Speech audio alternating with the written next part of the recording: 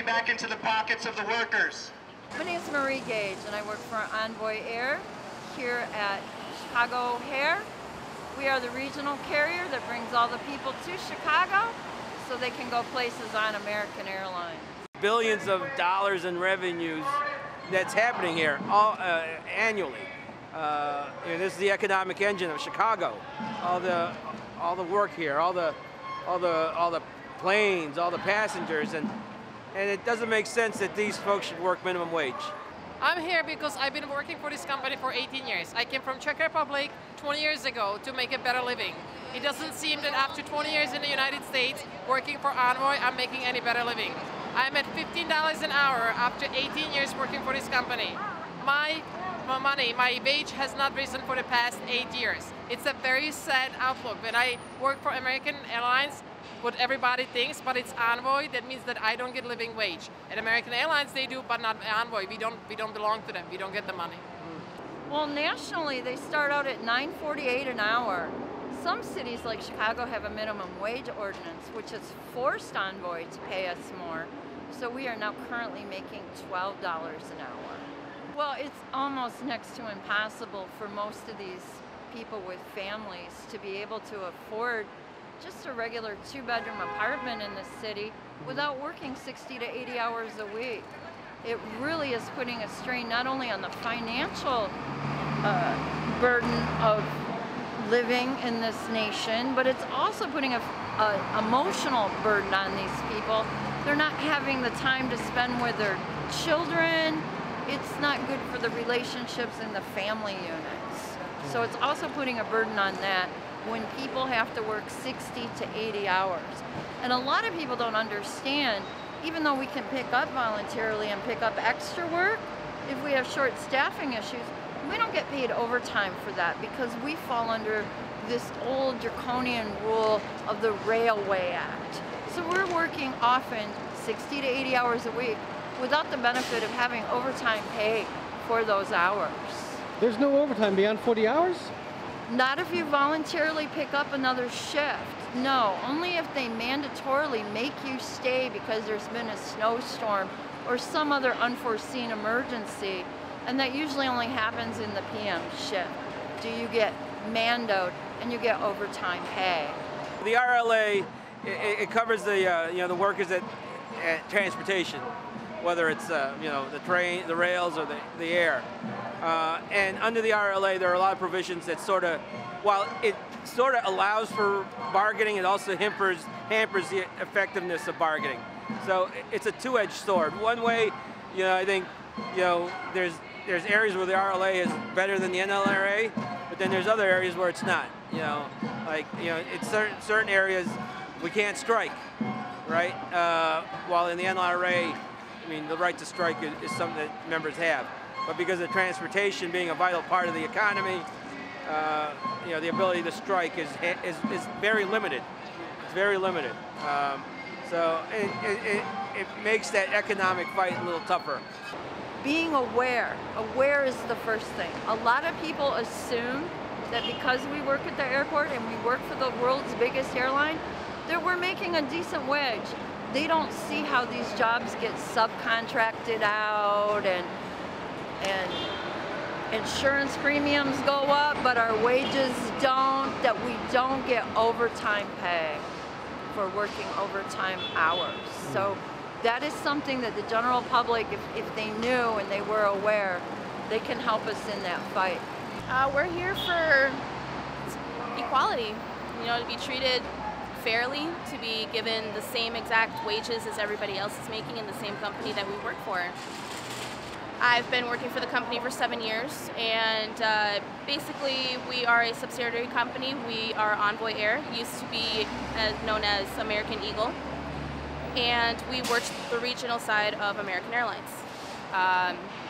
Lately, we've been noticing that American Airline employees have been given raises, and their top out is roughly about $32 an hour, when we as a smaller company are just not being treated as American Airline agents.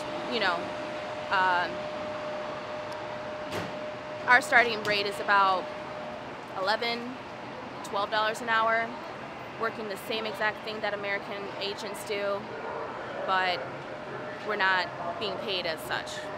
See, the funny thing is American has created a dual workforce. You got some American Airlines employees that are treated better, and they're union as well. And you have American Eagle, Envoy, the regional carriers, and they're the ones that are subjected to, mistreatment, abuse, and disrespect. I'm a lead agent for Envoy, American Eagle. I'm averaging 165 hours a week. We the ones who bring your planes in, get your planes out, put you on the planes. If you have questions, we're the one there to answer. We're the first line. It's unfair. We should be able to make a livable wage. We shouldn't have to work like this to even try to provide. I'm on my own. I'm living by myself. Just trying to keep food on my table, lights, gas on, everything. Just trying to live. It's hard. I put in these kind of hours just to try to make ends meet. A lot of people think that, oh, well, they're picking up extra hours, so they're getting overtime, but they're not. And that also puts a strain on people, and it's demoralizing. I myself have to sometimes dip into the food bank to make ends meet in order to have a little bit of extra help. I feel like they don't care about us. They don't care about us. They don't care about our personal struggles in life. There's families that there's people that we work with that their families are struggling to make ends meet. They personally don't make ends meet. They have to sell plasma. They have to ask for food stamps. They have to pick up additional hours and overwork themselves to the point of exhaustion, working almost 6.5 days a week, over 100 and something hours, and that's just not fair. It's not fair. They don't have any plan to keep anyone. Employee retention is hard because you have to go to another job.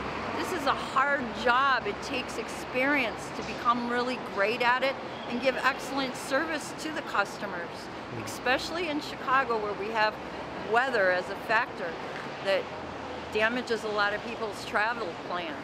You really need to be experienced, but it's hard to retain people with these low wages. And if they're working 100 hours a week, they're eventually going to be burnt out. I think we need to demand legislation as well as corporations to stop being in bed together when it comes to the general public and workers. What's happened with these tax cuts is we've given more tax breaks to these large corporations who promised in turn that they were going to be raising wages and things of that nature, but we're seeing more and more layoffs. I've heard Verizon's laying off, offering severance packages to 44,000 workers. We've got mergers going on, companies get bigger, workforces are shrinking. I've heard talks about putting robots to do airport jobs. They're investing in aircraft and these other things, but they're not investing in their people. I'm Teresa Ma. I represent the 2nd House District in the Illinois General Assembly, and I am very proud to stand here with these workers and to fight with them and make sure that they get what they deserve. American Airlines has made record profits, and the workers are making wages that sometimes require them to work multiple jobs or to even rely on public assistance, and that's not right. They have endured 2 years without a contract. Negotiations are going nowhere, and I urge American Airlines to come to the table and agree to a contract that is fair to these workers. They are the backbone of their company. Workers are the backbone of our economy, and we should respect them and make sure that they are treated fairly and that they get what's due to them. So I am proud to stand here with them, and I think I speak for many of my colleagues in the General Assembly who stand strongly in support of unions and the rights of workers, that what they're doing is righteous. what they're doing is right and what American Airlines has done is absolutely wrong. When we voted union, I was hoping that things will get better.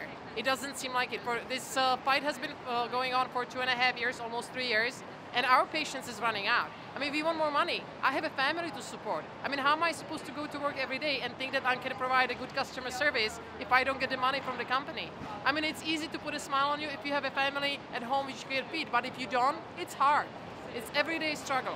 We voted on that union 3 years ago, actually.